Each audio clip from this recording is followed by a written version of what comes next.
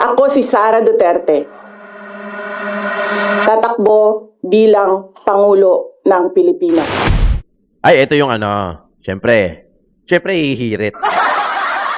Gaya na sinabi ko sa inyo, gagawa talaga ng paraan. Pag gusto nilang mag-ingay, mag-iingay sila. Pag gusto nilang manahimik, mananahimik sila. Pag gusto nilang bumaliktad, babaliktad na sila. Ito yung statement galing kay Joel Chua.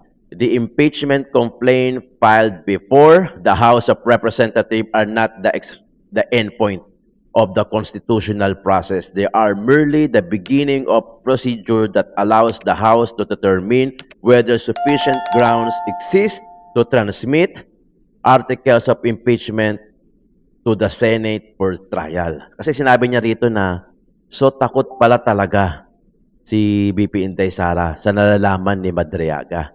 Such statement may ultimately aid the House when it performs its constitutional duty of presenting the articles of impeachment before the Senate. Alam nyo, basahin nyo na lang, nandito sa official page ni Joel Chua. Alam nyo, hindi yan lulusot sa Senate. Sabihin natin, sige, palusutin na natin sa Senate. Palusutin na natin sa Senate. Sige. Kasi dito sa House, malamang ko lulusot eh. Kasi napalusot na nila dati. Di ba? Kaya nilang palusutin ngayon yan eh. Putsang, alam naman natin yan kung bakit eh. May pa eh. May pera pa eh. I don't know kung, pero may resemblance eh. Kasi di ba maraming nagsasabi. Maraming nagsasabi. Sila din naman eh. Makukuha mo yung idea sa kanila din naman eh. Hindi naman manggagaling sa atin eh. 'Di ba? Sa kanila din makikita although hindi umano. 'Di ba yung iba sinasabi nila, paano hindi ka pipirma, iipitin yung budget mo, di umano. 'Di ba? O yung iba naman sinasabi may 150M, di umano na alleged cold cash. Paano hindi ka pipirma? Di umano. 'Di ba? Kasi iba iipitin daw yung budget, pag-iinitan daw sila, di umano. 'Di ba? So, yung idea na yan, hindi naman sa amin galing yan, sa inyo din eh. 'Di ba? Doon din sa mga ilan na nagsasalita eh. So, baka ganoon nga, pwede, di umano, allegedly, ganoon ang nangyayari. Ay, so, no wonder, kaya talaga pala mauubos ang pera ng bayan. Kasi, kung ganong kalaki yan, kung totoo nga yan, kung ganong kalaki yan ang bigayan, puta, magko-congressman na lang ako. Susubok ka rin eh, no? Hindi. Di ba? Hindi, wala akong dyan. Wala akong pakialam dyan sa Kayo na yan, puking ina. Di ba? Mahirap na. Baka mabago pa yung pag-iisip mo, malason ka pa. Okay na tayo, Todits? Basta nandiyan dyan kayo manonood na sumusuporta sa Joe Malone TV, okay na yan. Di ba? Kahit pa paano, may views tayo ngayon. Kasi sa niya yan eh. Kaka-like and share niya yan. Di ba? Kasi sa algorithm yun eh. Kasi sa YouTube, kahit maganda yung topic mo, maganda yung camera ang ginamit mo, pag hindi ni-recommenda ni YouTube yan, walang manonood sa'yo. Ang recommendation, hindi per channel, per video. Kaya mapapansin mo, may video kang mataas, may video ka mababa kasi ang recommendation ni YouTube per video, hindi yung channel. Hindi yung pagka ni-recommenda ni YouTube yung video mo, lahat na ng video mo, aangat na. Ay, hindi.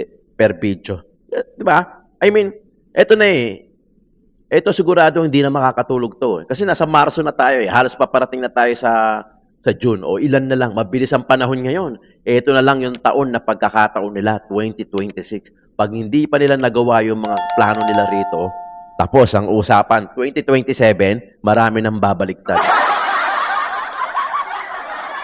Kung sila, pinagtutulungan nila si BP Inday Sara, totoo naman eh, group efforts din yan. O dito naman kay BP Inday Sara, syempre, magkakasama tayo dito. Sila Maluticya, sila Atty. Guanzon, sila Mike Defensor, sila Atty. Topacio. Syempre, kayo lang, gusto nyo, kayo lang may group efforts? Syempre kami din, di ba? Yun nga lang, kami mga political vlogger na nagbablog kay BP Inday Sara sa mga Duterte, wala kaming bayad. Di ba? KKB. Kanya-kanyang bayad. Di ba? Yan. Ano yan eh? Wala eh. Okay na ako doon sa views. Di ba? Hindi man kami nababayaran dito eh. Pero it doesn't matter. Kasi etong ginagawa namin, talagang suporta naman kay BP Inday Sara to, mula kay Tatay Digong. 'Di ba? Wala naman kayo may susumbat sa akin, mga kayon. Hindi naman ako galing sa kabila. Hindi gaya ng mga ibang, I mean, yung mga ibang vlogger na dati na kay Duterte, tapos ngayon nasa kabila na, ay, hindi tayo ganon. Dalawa lang ang sinusuportahan ko lagi at alam ng mga viewers ko yan. Dalawa lang. Duterte, Isko Moreno. Dalawa lang. Dalawa lang yan. Ngayon, marami nagko-comment sa akin na, paano yan si Isko Moreno? Parang PPM. Diba? Alam nyo na, I'm sure napapanood nyo yan. Hindi natin alam kung anong istorya doon. Hindi naman porket may mga picture sila. Picture, totally gano'n na sila. Diba?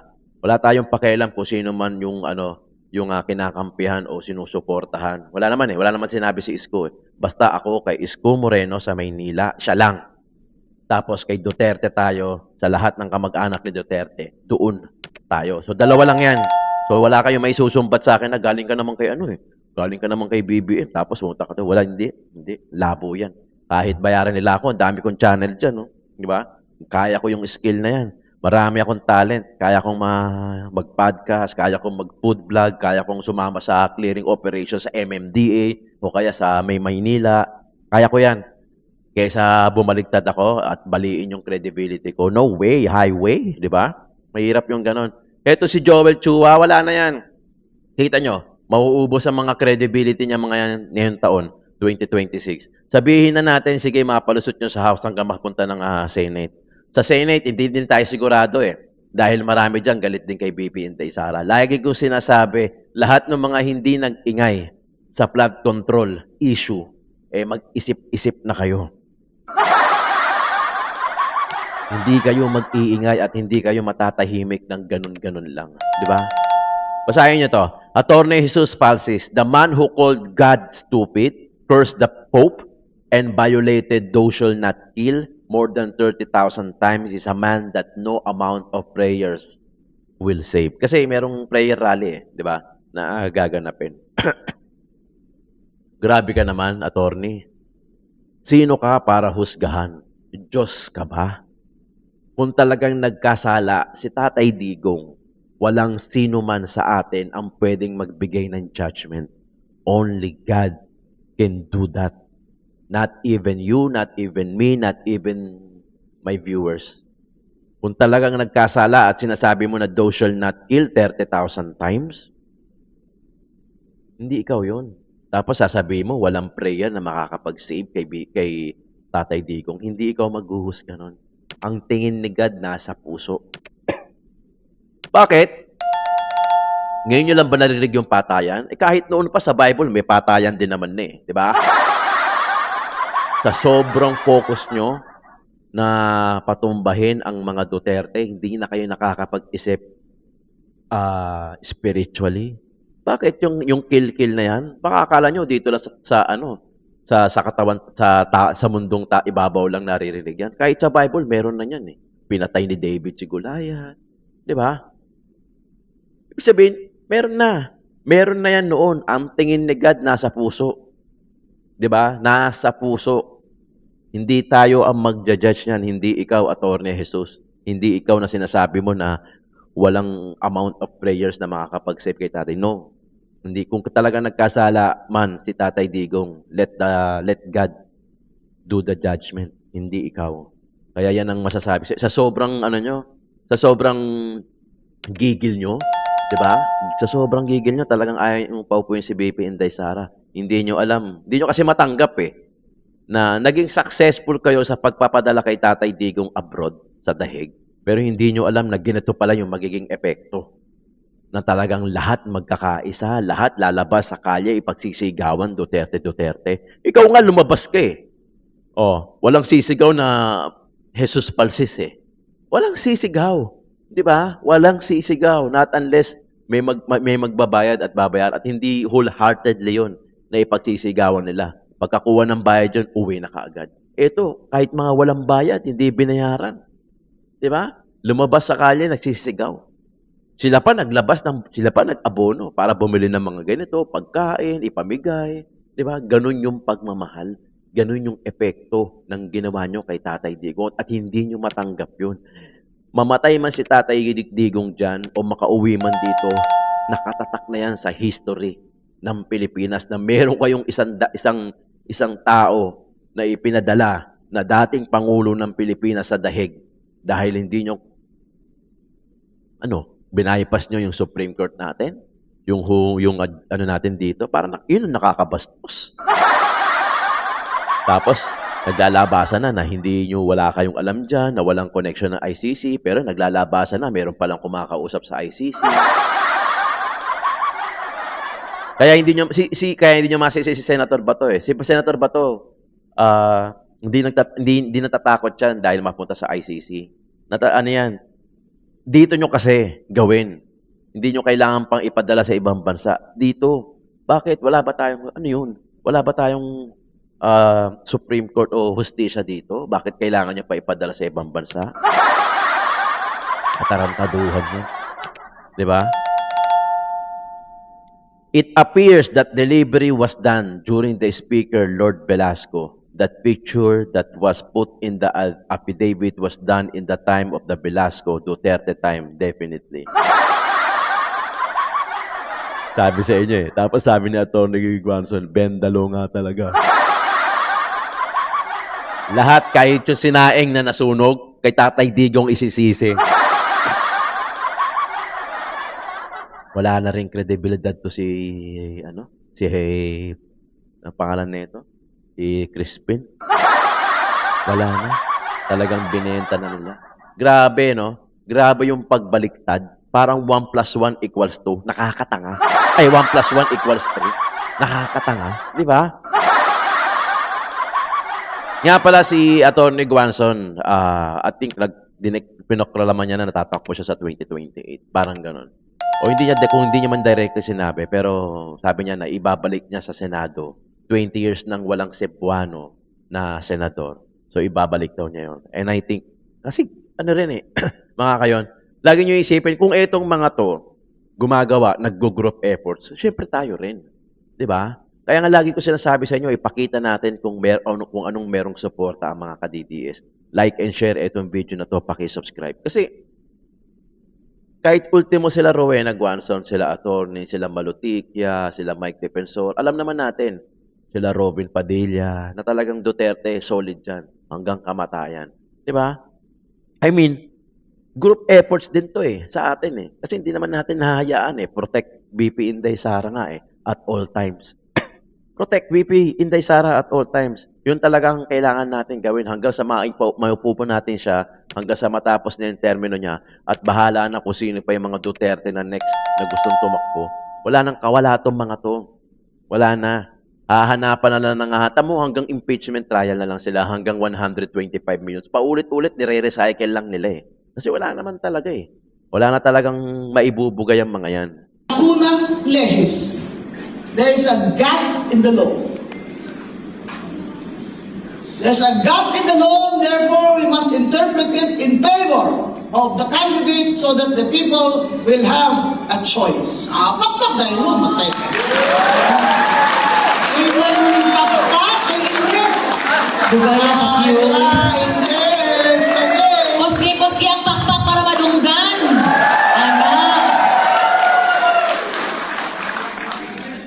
So, hindi ako Digong in 2016.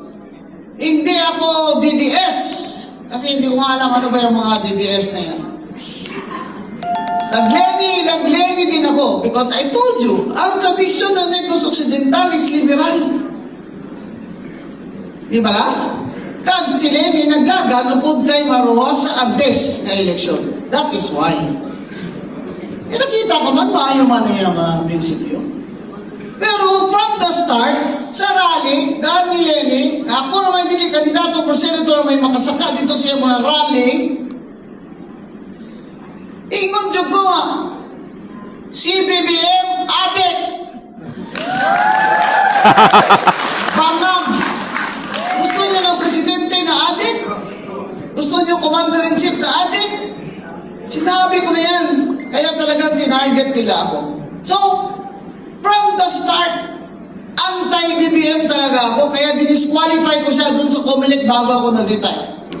Kaya nung nanalo ako sa P3 PWD Party List, hindi talaga ako pinaupo ni Tambalustos. Pero karon, ang vengeance is mine, mga po. Ato di kumplente. O niya, ang akong campaign speech alin kay inani o, niya tubag-tubag ko ha. Si Martin Luther ipapriso. Isa, oy, tagalinte, practice. Si Martin Luther ipapriso. Si Martin Luther ipapriso. Si Martin Luther ipapriso. Grabe ko ninyo, matulog dito. That's why nagsara ako. Eh nakita ko, abogada, Iloy, Ubin, energetic ang karakter. Strong ang karakter. Lintik ang karakter. Nauutod ko ba? Uga, napanumbapan. Ako yung istorya lang na yung kapag-iro ko sa una, pero wala man sila witness. Kaya sa mayor ko, pusil dire. Kasta karon. Target shooting na lang, tigulang naman ko. Pero, ang importante sa tanan, na ang oposisyon karon, ang oposisyon leader karon, si Sara Duterte. Yes! Dili na kanang pretendya nga sila may oposisyon, nga daradara sila Santo Niño de Recibo, nagsayo-sayo. Kikinaneto ni Atty. Guanzon. Nakakatuwa eh. Ito ang queen ng Bardagulan eh. Si Atty. Guanzon. Mas malaki ang kayang gawin nito pag to nakaupo bilang senador sa 2028. Sana lahat. Maganda to. Kasi nung nakaraan, alam nyo naman eh, open naman ako dito eh. Nilagay ko dito kung sino yung mga binoto ko. PDP laban straight ako +2 eh. Diba? Sana si Atty. Guanzon, sana ituloy niya sa 2028. Kasi hindi pa ata direct lang sinabi, pero kino-confirm, pagka sinabihan daw siya ni BP Intay, tatakbo daw talaga siya. Tatanggapin niya. So sana tumakbo ka, Atty. Guanzon, susuportahan kita. Susuportahan ka namin dito, yung mga viewers ko dito sa Joe Malone TV. Ipagtanggol natin at tuloy-tuloy lang ang laban. Hindi lang ito matatapos pag nakaupo si Inday eh. Hindi naman dun matatapos yan eh. Siyempre, babatuhin at babatuhin pa yan dahil maraming, alam mo na, maraming ano dyan eh, maraming gustong kalabanin si BP Inday Sara at huwag paupuin. Kaya nga ito lang yung chance nila eh, 2026. Meron pa. The Ombudsman has deputized the NBI to investigate. But outside of the Ombudsman's deputization, the NBI also has plenary power to investigate matters, motu proprio. And so, please don't be of the impression na all this is just because of the issue of the alleged 18 Marines. So, this can go beyond that. So what are you exactly investigating with respect to Okay, sige po. You tell me, because you're being overbroad eh. Hindi ganyan. So, ganito Si Ito Pasio yan. Ganito na lang, sir. So, we have prepared individual interview rules for We the do not interviews. consent. We already made it clear. No, We but do not you, consent. you may accompany your client. Never mind. So, It does all not your matter. We queries- do not consent. We want to make that clear. We do not consent. To ask Which the part question. of no? We do not consent to be interviewed at all. We want to leave, and there is nothing in the law that will prevent you from us leaving here now. Okay. So, if that's the case, sir, then If you just want, have you it can on issue us record. other subpoena for another thing as long as it is relevant. When you say that the NBI has motu proprio powers, that power is not unlimited. It does not amount to a roving commission. We know that eh. Huwag na tayong bulahan panyero naman. Ang bihira naman tayo eh. Kliyente ko, identity. Hindi nyo kilala. I mean, not to be condescending, but hindi nyo kilala. Oh. Ganito, sir. We can answer those questions in the right forum. We have an interview room where you may We be do not. present. No, we're not. Kasi you want We are answers not to your going to questions, be sir. interviewed. We are not Sorry. going to be interviewed. Yes, President Mundo, you said you have plenary powers as the National Bureau of Investigation. Can you imagine, you're going through budget deliberations in Congress. You're spending resources of the government investigating a non-crime. Walang krimen dito. I knew you were used during the Napoles investigation. May krimen doon. May scam. You were used in the PhilHealth scam. But ngayon, in plenary powers, na expanding you to investigate these people? Sir, excuse me. These people, as you say, they're witnesses. They're allegations of crime here. Remember, the 18 Marines. Yeah, you want to establish first their identity. So you establish their identity. Now, if you want to investigate the affidavit, you investigate the substance. Pero for you to say na yung deputization nyo can go beyond the ombudsman, again, I'll repeat, you will go through budget deliberations. And you are already saying that the NBI is doing this. Spending of the resources of government, investigating a non-crime. Sir, I'm just warning the NBI. Wala naman antay dito.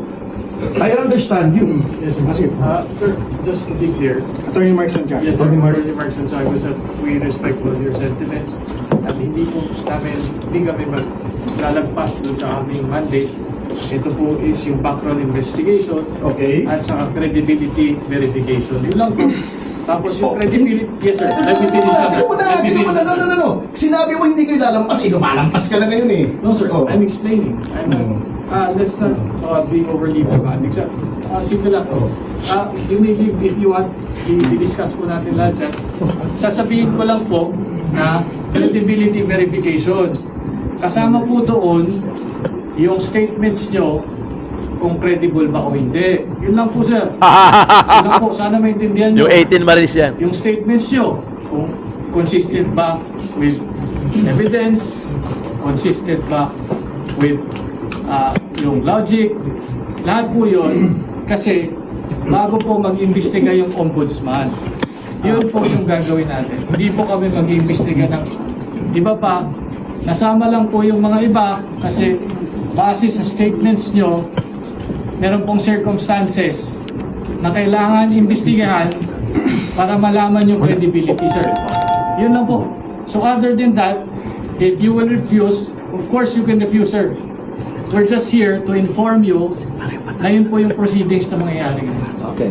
Yung credibility po na sinasabi nyo, so you, beyond the identity, you also want to establish the credibility of the 18. As stated in the deputization, sir. You're welcome to lead. You're welcome to lead. Ito, sir. Credibility verification of the 18 individuals. Takot na takot din sa 18 Marines, no? Talagang ang laki ng takot nila sa 18 Marines. The Ombudsman deputized us to conduct background and credibility verification for their proceedings. So, attorney, you just for my client. I just want to know, because she did not execute the affidavit as part of the affidavit. We're just wondering why she's here. Sige mo. Definitely, there's a basis for that. There is basis, it will be revealed later. No? As of right now, as you can see, there's, we're being, this is a semi-public forum, so we don't want to disclose that here. But it will be disclosed during the interview, which you are welcome to understand. Showing our agent, okay, in this case, we see the But now, oh no, not here. Not here. Not here. Kasi other witnesses will be subject to this, diba? I just want to be this participation.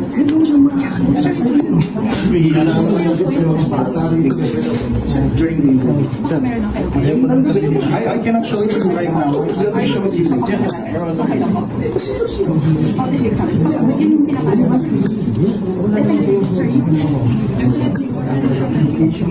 Okay, good. Malinaw tayo. Ngayon, is it okay? Teka muna. Do you not know the identity of the We subject? definitely know the identity. What is the purpose of the ID? Hindi makasagot. Hindi, yun ang usapan yun ni Atty. Baligod. Oo, ikaw, sabi ko, Atty. Raimundo, meron ba kayong duda that this person in front of you is Secretary Mike Defensor? Wala po. Wala po. Oh, We've already already established that. Oh, tapos. So, Yes, can sir. we leave now? Yes, sir. So, thank you. Thank you, sir. But sir, Thank let you me for just coming, make sir. it clear, no? I just want to respond to the allegation earlier that we're investigating a non-crime. That's not true po. As you can see in the joint affidavit of the quote-unquote 18 Marines, may allegations po of graft and corrupt practices, bribery, and other crimes. So, hindi po non-crime ito. May crime po tayo ni-investigahan. Okay, sagutin mo ako ngayon. Sagutin mo ako ngayon. Ipapatawag mo ba yung mga binanggit nila? O hindi? O hindi? Tell me now, para tapos tayo. Sir, So alam natin kung non-crime o crime ito. Tell me, yes or no? Sandali. Patatawagin mo ba yung mga binanggit nila? You tell me now. Let me speak. So, we will have this interview Yes or no? now. Yes or no? No. This is not a court. You can't do that, sir, ha? So hindi nyo patatawag. Kasi sinabi niya Let me non-crime. finish, sir. Sinabi niya non-crime, sinabi mo hindi non-crime. So if you're investigating a crime, ang tinuturo ng mga 18 ay maaring, hindi ko sinasabing guilty, maaring gumawa ng krimen, ipatatawag mo ba? Yan. Just tell me, dumaldal ka na ng dumaldal hanggang gusto mo. Sagutin mo lang ako o hindi. Are you about done, sir? Okay. Okay. Alright, so we will have an investigation. If the evidence points to them, if there's sufficient evidence, then we will do so. Ipapatawag din po namin sila. No, So, may Attorney proseso po, Mundo, may proseso. I was going to mention that. If you want to establish the identities of the Marines, including myself and my wife, Attorney Levy already stated the IDs were given downstairs and you can verify, and the serial numbers are with him. So, what I'm saying is, if the identity is the one that you want to establish, then that's it. That's why I'm saying it's a non-crime. Now, if it's a crime investigation, then you should call on those they pointed to. Kasi establish yun ang identity. Yun lang ang gusto nyo establish eh. So, once you have established their identities, yung tinuro nila, patawag nyo rin. Now, it becomes a crime. Sir, But if kung sila lang imbestigahan ninyo, then it's a biased, non-crime investigation of the people complaining. sir, hindi po sila iniimbestigahan. They are witnesses. They are Exactly. witnesses. So that's why when I said, if you establish their identity, then it's downstairs. The serial numbers are with Attorney Baligon. Once it's established, you call the others. Yes. The 40 names, including the affidavit, including Sandro Marcos, Yes. and Bongbong Marcos, and Yusek Jojo Cadiz of the OJ. Yan, mga critical yan. Kung sasabihin nyo ipapatawag nyo, 100%, I agree with you. Tulong-tulong tayo. Yeah ba? Okay po. Yes, sir. Sige po. Okay na tayo? Okay na tayo, partner. Galing. Ganun eh, no? Ibang klase, no? Hindi tayo makakasabat dyan kasi attorney yung usapan eh. Di ba? Wala naman tayong alam dyan. Alam nyo naman yan. Kaya gusto ko lang ipakita sa inyo, i-gather yung mga video na pag gusto nilang, alam mo yun, pag gusto nilang tatrabahuhin talaga eh. Ang point kasi doon, yung 18 Marines, gumawa ng affidavit, isiniwalat yung ganito, bla bla, dating mga trabahante ni Saldico. Tapos, yung mga binanggit nila, sila pa yung nakasuhan, yung 18 Marines, di ba? Yung mga nabanggit nila, wala. Hindi naman napatawag. Tapos, ito yung kay sa Senate, pakinggan nyo. May kinalaman din sa 18 Marines. I found out that those members, those so-called ex-military soldiers that you're mentioning, and the people behind it, some members of Congress filed a case of cyber libel on them, and therefore I think the Committee on Rules should check first whether we can call a hearing on that particular issue kung ganong mayroong kaso. Ano to kay Mike Defensor galing tong mga video na to, pati yung kanina, yung sa NBI. Pati itong fact check na sinasabi niya. Ayan fact check. Pending cases are not a legal bar to Senate inquiries. At mayroon ongoing case. So I suggest that your question and the privilege speech and the ensuing debates thereafter be referred to the Committee on Rules. I would like to entertain a motion to that effect, Mr. Majority Leader. Mababarado yan. Barado yan si Tito Sen. Tinan nyo I don't think we can answer the question of Senator Marcoleta now because of that particular issue. Dahil po ba, Mr. President, merong nagsampa ng demanda doon sa mga taong inakala nating makakatulong sa atin? Magiging sagwil na yon para hindi natin sila tawagin. So, ibig sabihin pwede palang i-demanda na lang at ang gustong magkukusa na pumunta rito, tapos na tayo. I cannot answer your question. That's the reason I'm saying that we should ask the Committee on Rules to rule on that. You can be right, you can be wrong. But I do not want to answer you and tell you that you are right and that we could do that. It's Kaya nga po. better that we have the Committee on Rules decide. You are a member of the Rules Committee. Why don't you take it up? That is the best thing to do. And not belabor the issue. Majority Leader. Mr. President, I'm not belaboring the issue kasi po sumagot na si Senador Lacson. May pagpayag na po. So wala na pong problema doon. Ang pinag-uusapan na lang para malinawan, schedule na lang po hinihingi ko. Yes. He has not given the schedule yet.